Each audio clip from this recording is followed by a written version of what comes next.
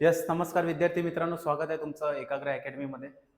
स्क्राईबची list आलेली आहे आजच. मग शक्यतो असं आहे की आपली कंबाईनची जी पूर्वपरीक्षा आहे ती 4 तारखेला होईल असं आता दाट शक्यता वाटते. कारण आयोगाने आजच बघू शकता दुपारी स्क्राईबची लिस्ट प्रोव्हाईड केलेली आहे आणि अजून पण जी-आरचं काय अजून चर्चेतच राहिलेलं आहे. जी-आरचा अजून काय मुद्दा स्पष्ट झालेला नाही की काय होणार आहे, परीक्षा पुढे जाईल की नाही.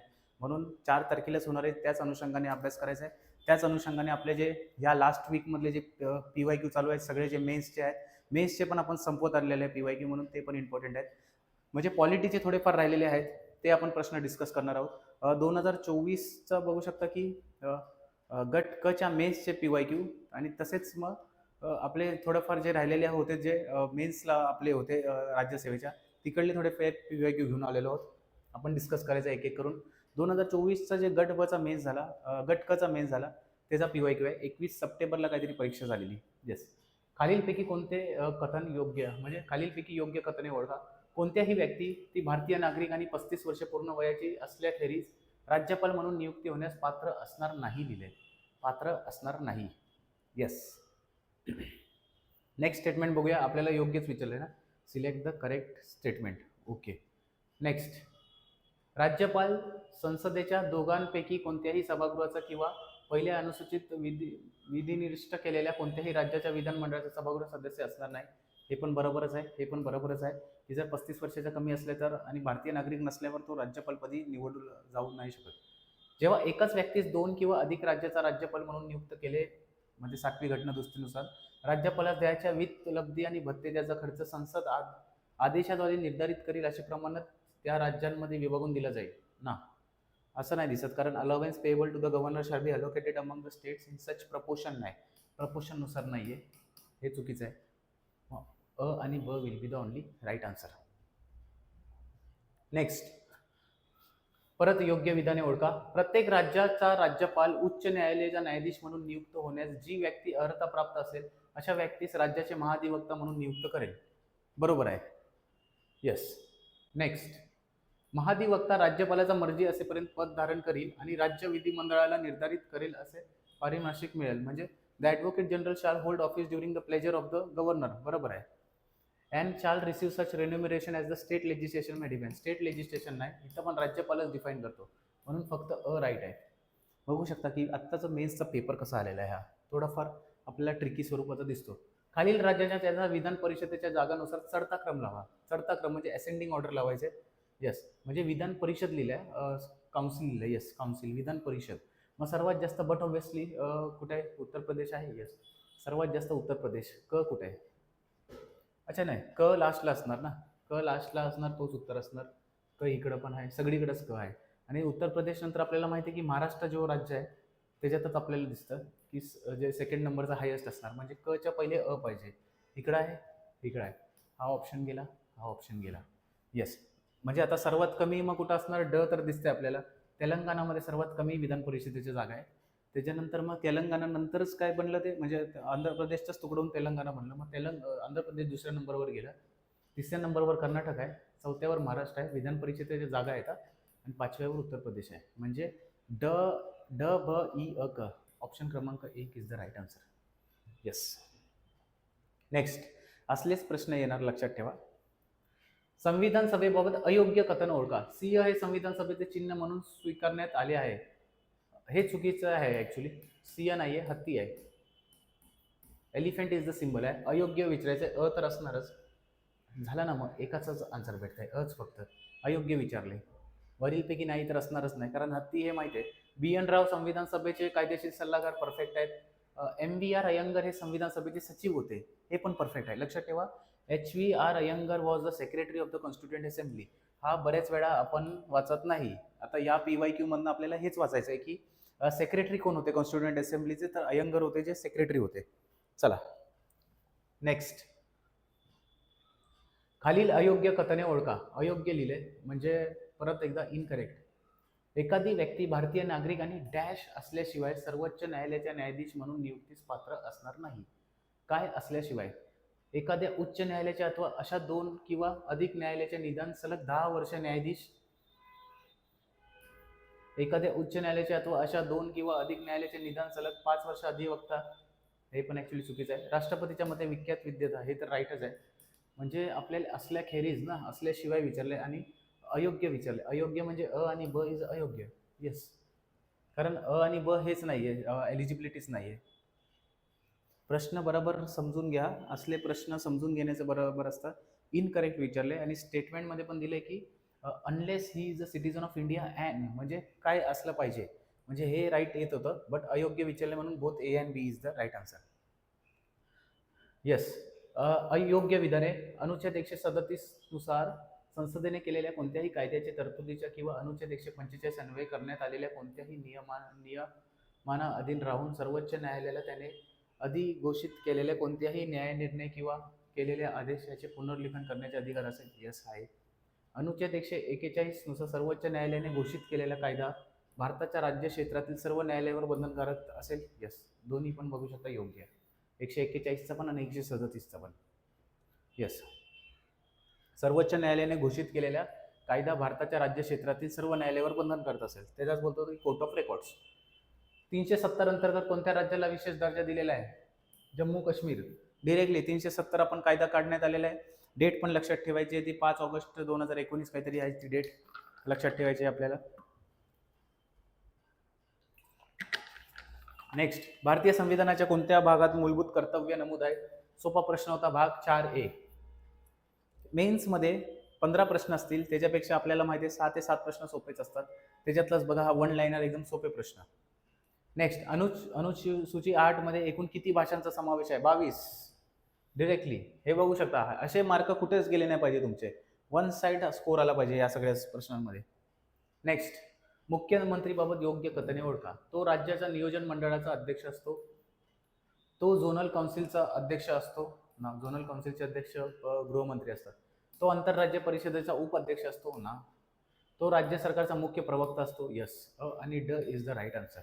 लक्षात ठेवा, मुख्यमंत्री vice chairman of interstate council पण नसतो आणि चेअरमॅन ऑफ झोनल काउन्सिल पण नसतो, कारण झोनल काउन्सिलचे चेअरमॅन असतात आपले गृहमंत्री असतात.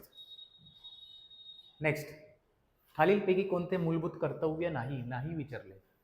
स्मारके आणि सार्वजनिक महत्त्वाच्या ठिकाणाचे संरक्षण करणे, राष्ट्रगीताचा आदर करणे आहे, नैसर्गिक वातावरणाचे संरक्षण आणि सुधारणा करणे पण आहे, सार्वजनिक मालमत्तेचे रक्षण करणे पण आहे. तर लक्षात ठेवा, स्मारके आणि सार्वजनिक महत्त्वाच्या ठिकाणाचे संरक्षण करणे, to protect monuments and places of public importance ना, प्लेसेस ऑफ पब्लिक इम्पॉर्टन्समध्ये गार्डन पण येतात, म्हणून हे आपली फंडामेंटल ड्युटी नाही आहे. लक्षात ठेवा. हा तर बघा, हा थोडाफार अवघडच प्रश्न होता, ह्याच्या समजणंच गरजेचं होतं. आपल्याला वाटेल की चारीच्या चारी आहेत, पण एक कुठला तरी आपल्याला हे करायचं, मग आपल्याला या दोन मधलंच फक्त डाऊट येतो की कुठला म्हणजे काढायचा. नेक्स्ट, पुन्हा एकदा बऱ्याच वेळेला मी PYQ सेशनमध्ये 2000 प्रश्न झालेत, त्या 2000 प्रश्नामध्ये मला हाच प्रश्न 3-4 वेळा दिसलेला आहे की टीकाकार आणि कथन काय केलं, आणि ते पण DPSPवर मार्गदर्शक तत्वांवर. KT Shah, Ivor Jennings, KC Wheare, TT Krishnamachari. तर लक्षात ठेवा, कुणी काय कमेंट केलेलं आपल्याला लक्षात ठेवणं गरजेचं आहे. तर KT शाह बोललेले की धार्मिक दिखावा, तर शहाजी आहे असं बोलले की धार्मिक टिकावा, म्हणजे प्युअर सुपर फ्लुटिस. यस, अचा 4 असणार, अचा 4 इथं आहे, हा नाही आहे, हा पण नाही आहे, अचा 4 इथं आहे. यस, त्याच्यानंतर आयवर जेनिंग्स बोलले पवित्र आकांक्षा, म्हणजे प्युअर ॲस्पायरेशन. यस, आयवर जेनिंग्स, बचा 1, बचा इथं 2 आहे, म्हणजे हा गेला, म्हणजे ऑप्शन क्रमांक 1 इज द राईट आन्सर. ह्याच्यात डायरेक्टली काहीच लॉजिक नाही आहे, तुम्हाला पाठच करायचं सीधा. KT शहाजी बोलले की धार्मिक दिखावा आहे, प्युअर सुपरवाइज, आणि जेनिंग्स बोलले, आयवर जेनिंग्स बोलले पवित्र आहे, जेनिंग्स पवित्र आहे. लक्षात ठेवा, जेनिंग्स काय बोलले? पवित्र. आणि शहाजी काय बोलले की धार्मिक दिखावा. त्याच्यानंतर KC वियर जे आहे, KC वियर यांनी सांगितलं उद्दिष्ट व आकांक्षाचा जाहीरनामा, मॅनिफेस्टो. KC वियर यांनी सांगितलं मॅनिफेस्टो. लक्षात ठेवायचं, KCचा डब्ल्यूचा वेअर, डब्ल्यूचा ऑपोजिट असतो एम पासून मॅनिफेस्टो. लक्षात ठेवा. येस, आणि कृष्णमाचारी बोलले, TT कृष्णमाचारी बोलले भावनांचा खरी कचरा पेटी, डस्टबिन. कृष्णमाचारी बोलले की डस्टबिन आहे. येस, 4 लक्षात ठेवायचे. शाह बोलले की धार्मिक दिखावा आहे. जेनिंग्स बोलले की आपलं हे पवित्र आकांक्षा, जेनिंग्स पवित्र आहे, जेनिंग्स हा पवित्र माणूस आहे. लक्षात ठेवा. त्याच्यानंतर KC वियर, डब्ल्यू आहे, डब्ल्यूचा उलटा केल्यावर एम, मॅनिफेस्टो बोलले त्यांनी DPSPला. आणि त्याच्यानंतरच लास्टला आहे की कृष्णमाचारी बोलले डस्टबिन आहे, डस्टबिन. कृष्णमाचारी डस्टबिन बोलले. संसद सदस्यांना संसदेत भाषण करण्याच्या स्वातंत्र्याला कोणत्या अनुच्छेदात संरक्षण दिले आहे? 105, 108, 109, 115. तर लक्षात ठेवा, भाषण करण्याचा ते freedom of speech of members of parliament 105 मध्ये दाखवलेलं आहे. आर्टिकल 105. आता आपण नुसतं काय काय फक्त आर्टिकल पाठ करतो, बाकीचे पण करणं गरजेचं असतं. त्याच्यातलाच एक कुठेतरी आउट ऑफ द स्लॉट प्रश्न. नेक्स्ट, महाराष्ट्र शासनाने ग्रामीण कुटुंबासाठी स्वच्छतागृह की योजना कोणत्या? स्वच्छतागृह की योजना कोणत्या वर्षी सुरू केली? In which year Maharashtra government launch स्वच्छतागृह स्कीम फॉर रूरल फॅमिलीज? 1995, 1960, 1992, 1990. तर लक्षात ठेवा 1995. स्वच्छता आपल्याला माहीत असलं पाहिजे. स्वच्छता ग्रामीण कुटुंबांसाठी स्वच्छतागृह. की हा कशाला आहे माहीत नाही, हिंदीतला उचलून मराठीत प्रश्न टाकलेला असा दिसतो. खालीलपैकी कोण मसुदा समितीचे सदस्य नव्हते? म्हणजे जे कॉन्स्टिट्यूट आपले मसुदा ड्राफ्टिंग कमिटी होते, ज्यात डॉक्टर बाबासाहेब आंबेडकर अध्यक्ष होते, त्याच्यातला कोण नव्हता, आपला मेंबर नव्हता? सी राजगोपालाचारी, मोहम्मद साधुअल्ला, बी एल मित्तर, एन गोपाल स्वामी. तर लक्षात ठेवायचं आहे, सी राजगोपालाचारी होते काय? तर सी राजगोपालाचारीच नव्हते. बाकीचे जे 7 मेंबरमध्ये बी एल मित्तर होते, मोहम्मद साधुअल्ला होते आणि एन गोपाल स्वामी होते. येस. नेक्स्ट, 1991 ते 99 या काळातील लोकसभा निवडणुकीमध्ये भारतीय कम्युनिस्ट पक्षाने जिंकलेल्या जागाबरोबर जोड्या जुळवा. 2024 राज्यसेवा मेन्स मधले काय काय प्रश्न घेऊन आलेलो आहोत, हे पण आपल्याला बघायचे. येस, एक मिनिट. चला, 1991 ते 99 या भारतीय कम्युनिस्ट पक्षाने जिंकलेल्या जागेच्या योग्य जोड्या लावायच्या ना. बरोबर जोड्या आपल्याला बघायचे. तर 1991 मध्ये 14 जागा जिंकल्यात, हे कराय. तसेच 1999 मध्ये 2 इलेक्शन झाले, त्यात 4 जागा जिंकल्यात, कारण डिक्रीजिंग हे ऑर्डर होतं, लक्षात ठेवा. येस. त्याच्यानंतर 96 मध्ये 9 जागा तर नाही आहेत, 8 जागा काहीतरी आहेत मला वाटतं, 8 का 12 आहेत. उलटं झालं आहे, इथं 12 आहेत आणि इथं 9 आहेत असं आहे. मग हे दोन्ही पण चुकलेले आहेत, म्हणजे अ आणि ड बरोबर आणि ब क चूक. येस, हा आउट ऑफ द बॉक्स आहे. डायरेक्टली जर लक्षात ठेवायचं तर 91 मध्ये 14 लक्षात ठेवा, 99 मध्ये 4, बस. हा काय रिपीट होण्याचा झाला तर झाला, नाही झाला तर ठीक आहे, पण झाला तर आपल्याला चुकला नाही पाहिजे. फक्त 91 मध्ये 14 आहे आणि त्याच्यानंतर 99 मध्ये 4 सीट आहेत. Communist party of India. राजकीय नेते आणि राजकीय पक्ष: एस ए दांगे, बलराज मोदक, बिनू मसानी, अशोक मेहता. आणि इथं सगळं आपल्याला ऑप्शन दिलेलं आहे. तर आता अशोक मेहता जे मला आहे, प्रजा समाजवादी पक्ष, अशोक मेहता रिलेटेड असतील, म्हणजे ड चा असणार 3. ड चा 3 एकच ऑप्शनमध्ये झाला, संपला. इथं उत्तरच भेटते. इथं आता सगळं पाठच करून घेऊया. एस ए डांगे जे आहेत ते भारतीय साम्यवादी पक्षातले आहेत. बलराज मदोक आहे, मोदक नाही, मदोक. बलराज मदोक भारतीय जनसंघातले आहेत. मिनू मसानी स्वतंत्र पक्ष आहे, लक्षात ठेवा. मिनू मसानी स्वतंत्र पक्ष आहे. आणि आपला अशोक मेहता जी आहे प्रजा समाजवादी पक्षाचे अशोक मेहता आहे, लक्षात ठेवायचे. येस. नेक्स्ट, भारतीय शेतकरी कामगार पक्षासंदर्भात खालीलपैकी चुकीचे विधान ओळखा. रॉंग स्टेटमेंट आपल्याला ओळखायचे आहे. भारतीय शेतकरी जे कामगार पक्ष आहे त्याच्याबद्दल चुकीचे विधान आपल्याला ओळखायचे. 1948 मध्ये भारतीय शेतकरी कामगार पक्षाची स्थापना झाली. हे तर मला वाटतंय की बरोबर स्टेटमेंट आहे. भारतीय शेतकरी कामगार पक्षाची स्थापना 1948 लाच झाली. चुकीचं ओळखायचं ना. येस, म्हणजे हे तर आन्सर नाही येणार, कारण तर राईट आहे. 1978 मध्ये स्थापन झालेल्या पुरोगामी लोकशाही दलाच्या आघाडीमध्ये भारतीय शेतकरी कामगार पक्ष सहभागी नव्हता. हेच तर चुकीचं आहे. होता ॲक्च्युली, नव्हता नाही, इकडं होता, म्हणून ब तर चुकीचं आहे. ब इकडं आहे, ब इकडं आहे. येस, म्हणजे हा गेला. भारतीय शेतकरी कामगार पक्षाचे नेते संयुक्त महाराष्ट्र लढ्यात अग्रेसर होते. येस, होते. आपल्याला चुकीचं ओळखायचं आहे ना, म्हणजे क पण नसणार. झालं ना, मग फक्त ब आन्सर. उद्धवराव पाटील अण्णासाहेब गव्हाणे हे भारतीय शेतकरी कामगार पक्षाचे नेते होते, हे पण बरोबर आहे. मग फक्त चुकीचं आहे, बाकी सगळे राईट आहे. आता भारतीय कामगार पक्ष, शेतकरी कामगार पक्षावर जर आला प्रश्न, तर हे 3 स्टेटमेंट आपल्याला आलेच पाहिजे. 1948 ला बघू शकता स्थापना झाली. भारतीय शेतकरी कामगार पक्षाचे नेते संयुक्त महाराष्ट्र लढ्यात अग्रेसर होते. येस. उद्धवराव पाटील अण्णासाहेब गव्हाणे हे भारतीय शेतकरी कामगार पक्षाचे नेते होते. येस. खालीलपैकी योग्य विधाने ओळखा. बसपाचे निवडणूक चिन्ह हे हत्ती आहे. बसपाची विधानसभा निवडणूक 1984 मध्ये प्रथमात प्रवेश केला. तिसरा 13व्या लोकसभा म्हणजे 1999-2004 मध्ये बसपाचे 20 सदस्य होते. हे चुकीचे आहे. 20 नव्हते, थोडंफार मला वाटते जास्त होते. म्हणजे अ आणि ब is the right answer. Yes. बसपाचे निवडणूक चिन्ह हाती आहे. Yes. Bahujan Samaj party. Yes. Mayawati हातीच चिन्ह आहे, लक्षात ठेवा. बसपाने विधानसभा निवडणुकीत 1994 मध्ये प्रथमच प्रवेश केला होता, हे पण बरोबर आहे. तेव्हाच पार्टीची स्थापना झाली. भारतीय निवडणूक आयोगाने वोटर व्हेरीफायर पेपर ऑडिट ट्रेल म्हणजे व्हीव्हीपॅट व्यवस्थेचा वापर भारतात पहिल्यांदा कुठे केला? Very important question. उत्तर परावर विधानसभा मतदारसंघ केरळ, नोक्सेन विधानसभा मतदारसंघ नागालँड, म्हापसा विधानसभा मतदारसंघ गोवा, नांबोल विधानसभा मतदारसंघ मणिपूर. तर लक्षात ठेवायचे पहिलं जे झालेलं आहे, तर लक्षात ठेवा इथे नोक्सेन नागालँडमध्ये झाला. नोक्सेन विधानसभा मतदारसंघ नागालँड. येस. व्हीव्हीपॅट. आता व्हीव्हीपॅटवर जर इलेक्शनचं पण हे चालू आहे, व्हीव्हीपॅटचा फुल फॉर्म पण विचारला जाऊ शकतो. Voter verifiable paper audit trail. Yes. लक्षात ठेवायचं. चला नेक्स्ट. बॅचलर ऑफ व्होकेशनल स्टडीजचे खालीलपैकी कोणते उद्दिष्ट नाही? हा थोडाफार बघू शकता की GS2 मध्ये वेगळा सिलेबस येतो एज्युकेशनल रिलेटेड, त्याच्यावरचा प्रश्न आहे. तरी पण एक आपला आला तर आला दुसऱ्या आपल्या सेशनमध्ये. तरुणांची रोजगार क्षमता वाढवणे आहे. माध्यमिक स्तरावरील गळतीचे प्रमाण कमी करणे पण आहे. शिक्षित आणि अशिक्षित यांच्यातील अंतर भरून काढणे हा नाहीये. बहुल प्रवेश आणि बहुल गमन, अध्ययनाच्या संधी आणि उभ्या गतिशीलता तरतुदीच्या ज्यांची सर्वात्मक कायम ठेवणे आहे. Yes. This is the right answer. योग्य क्रमानुसार लावा. राजकीय पक्षांची स्थापना वर्ष सर्वात जुना ते सर्वात नवीन पक्ष.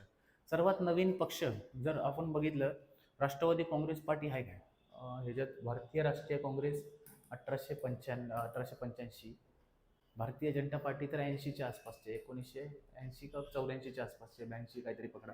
कम्युनिस्ट पार्टी ऑफ इंडिया तर आपल्याला माहिती आहे, MN रॉयवाला आपण शिकलेलो आहोत. म्हणजे सी पहिला येणार. सी पहिला कुठं ऑप्शन आहे? एक इकडं आहे, हा गेला इकडे आहे.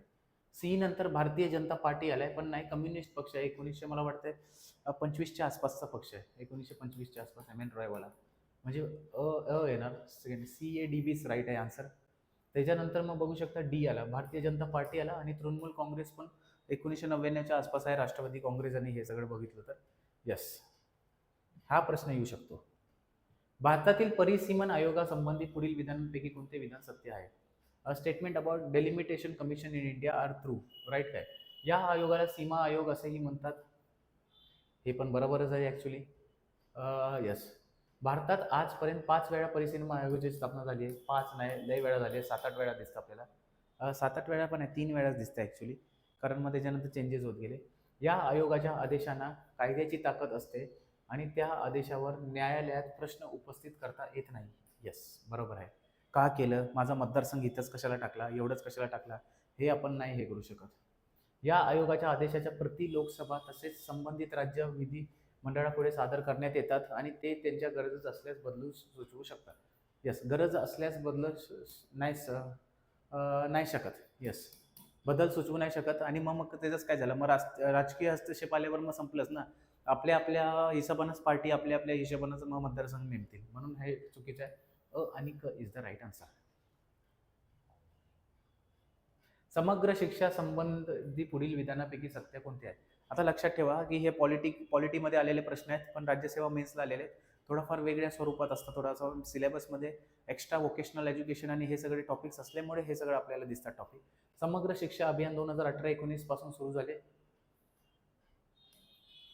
सत्य विधान आहे. मग 18-19ला बरोबर आहे, सुरू झाले. या योजनेत शाळा पूर्व ते 10वी पर्यंत मुलांचा समावेश होतो. नाही, कॉलेजचा पण आहे. ही केंद्र पुरस्कृत योजना आहे. येस, आणि क is the right answer. Yes. चला नेक्स्ट. हे बघू शकता, हॅशटॅग लागलेला आहे. आणि त्याच्यानंतर हा प्रश्न बघू शकता. लोकसभा इलेक्शन झालं 2019चं. भरपूर प्रचंड लोकांनी 2020 कोविडच्या पहिलेवाल्या परीक्षा त्या लोकसभा इलेक्शन एवढं पाठ केलं. भरपूर सगळ्या मॅगझिनमध्ये, इयरबुकमध्ये सगळं भरपूर चर्चेत 8-8, 9-9 पानाचं जे लोकसभा इलेक्शनवर नोट्स बनवले. पण बघू शकता 2024ला प्रश्न आला. म्हणजे तेव्हा वाचलेला प्रश्न 2024च्या मेन्सला आला. 2019च्या लोकसभा निवडणुकीत शिवसेनेने किती जागा जिंकल्या? 14, 16, 18, 19. आणि लक्षात ठेवा, इट इज 18. येस, शिवसेनेने 18 जागा जिंकल्या. नेक्स्ट. खालीलपैकी बहुजन समाज पार्टीचे संस्थापक कोण? कोण होते? काशीराम आहे छत्रपती शाहू महाराज, डॉक्टर बाबासाहेब आंबेडकर, महात्मा ज्योतिबा फुले. बहुजन समाज पार्टी BSPचे लक्षात ठेवा, हे तर तिघं आहे. काशीराम डिरेक्टली, शाहू फुले आंबेडकरांचं नव्हतं, हेच डायरेक्टली काशीराम. लक्षात ठेवायचा आहे, हा प्रश्न येईल. आत्ताचा जर कंबाईनचा विचार केला तर हा थोडाफार इम्पॉर्टंट प्रश्नांपैकी आहे की कंबाईनला येऊ शकतो. काशीरामाबद्दल जी माहिती दिलेली आहे. येस. खालीलपैकी कोणते दबाव गट आहेत? दबाव गट म्हणजे प्रेशर ग्रुप्स. BT पेटीने कार्सले असा जो माझा जो शॉर्टकट होता. कामगार संघटना, कृषी संघटना, व्यवसाय संघटना, विद्यार्थी संघटना, सर्वच आहेत. ब क ड is the right answer. Directly दबाव गट सगळेच आहेत. लोक प्रेशराईज करू शकतात, वेगवेगळी आंदोलन होतात. नव्या राजकीय पक्षाची नोंदणी पुढीलपैकी कोणत्या कायद्याअंतर्गत केली जाते? लोकप्रतिनिधी कायदा 1951, परिसीमन कायदा 2002, लोकप्रतिनिधी कायदा 1975चा नाहीच आहे. राज्य पक्ष चिन्ह कायदा ना, which is people representation of people act 1951 नुसारच रजिस्ट्रेशन होतं, लक्षात ठेवा. नेक्स्ट, महाराष्ट्रातील महिला संघटना आणि त्यांच्या प्रमुख यांची योग्य जोड्या लावा.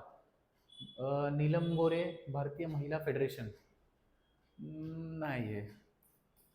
कुंदा कदम, रिपब्लिकन महिला आघाडी. हा. सुधा कुलकर्णी, महिला दक्षता समिती, आपल्याला माहिती आहे सुधा कुलकर्णी. प्रणस गोरे, श्रमजीवी महिला संघ, म्हणजे क ड बरोबर ब चूक. येस, हा थोडाफार डिफिकल्टच प्रश्न होता, पण इथून पुढे पण जर प्रश्न रिपीट झाला तर लक्षात ठेवायचं आहे कोण कुणाचा अध्यक्ष आहे. सुधा कुलकर्णी आहेत, महिला दक्षता समिती. प्रणस गोरे, श्रमजीवी महिला संघ.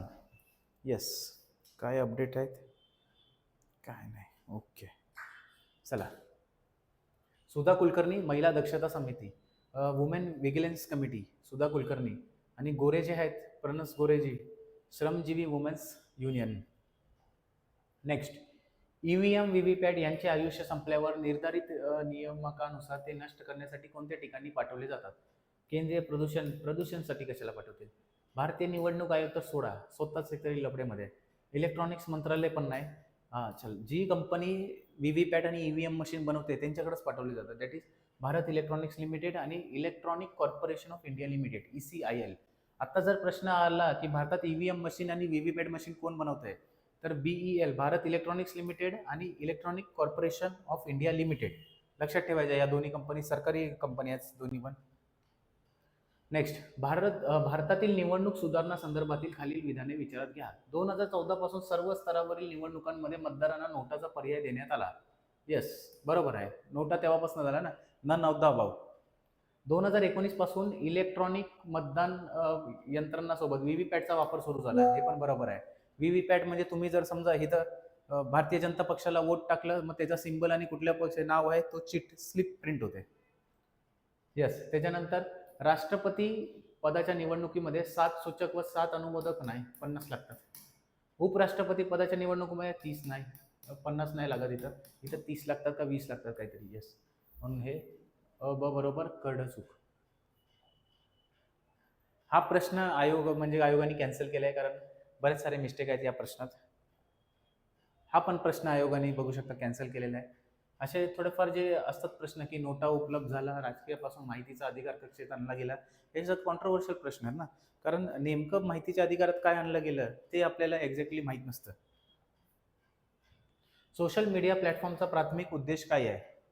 सोशल मीडिया प्लॅटफॉर्मचा प्राथमिक उद्देश काय आहे? हवामानाचे अपडेट्स पुरवणे, ऑनलाईन शॉपिंग सोपे करणे, सोशल मीडियामध्ये काय लोकांना जोडणे आणि संवाद वाढवणे, वैदिक सल्ला देणे. नाही तर लोकांना जोडणे आणि संवाद साधणे, हा सोपा प्रश्न होता की connecting people and fostering communication social मीडियाचं यूज आहे. आणि अशाच प्रकारे बघू शकता की आजचा आपण पॉलिटीचा हे केलेला आहे. काही अपडेट्स असल्यावर आपण अपडेट करू की पेपर पुढे जाणार आहे की नाही. नाहीतर बघू शकता उद्या पुन्हा या वर्षीचा लास्ट दिवस आहे, परवा पहिला दिवस असेल. या दोन्हीमध्ये आपल्याला लेक्चर घेण्याचा प्रयत्न करायचा. पुन्हा जर असेल तर आपल्याला डायरेक्टली आपण ते सगळे टाकूच जे PYQ जे सेशन आहेत ते. नाहीतर मग आपण डायरेक्टली बघू शकता 2 तारखेला आपण भेटायचं की प्रॉपरली करायचं काय आहे आपल्याला परीक्षामध्ये, कारण तोपर्यंत क्लिअर होऊन जाईल की काय आहे. आणि बरेच लोक जे गव्हर्नमेंटमध्ये आहेत ते बाकीचे लोक बघू शकता, एक तरफ परीक्षेची तयारी वेगळी आणि दुसऱ्या तरफ इलेक्शनची तयारीमध्ये ते ट्रेनिंग पिरियडमध्ये आहेत, सगळ्या ट्रेनिंग बिलिंग त्यांचं चालू आहे. मग ह्याच्यात सगळं गुंतलेले आहेत आणि मग बघू आता आयोग काय करते, आपल्याला आयोग नोटिफिकेशन आज काढते की नाही. तत्काल आपण इथंच थांबू. तुम्ही अभ्यास करतच राहा. संडेलाच परीक्षा होईल, त्याच हिशोबाने अभ्यास करा. जय हिंद, जय महाराष्ट्र, ऑल द बेस्ट.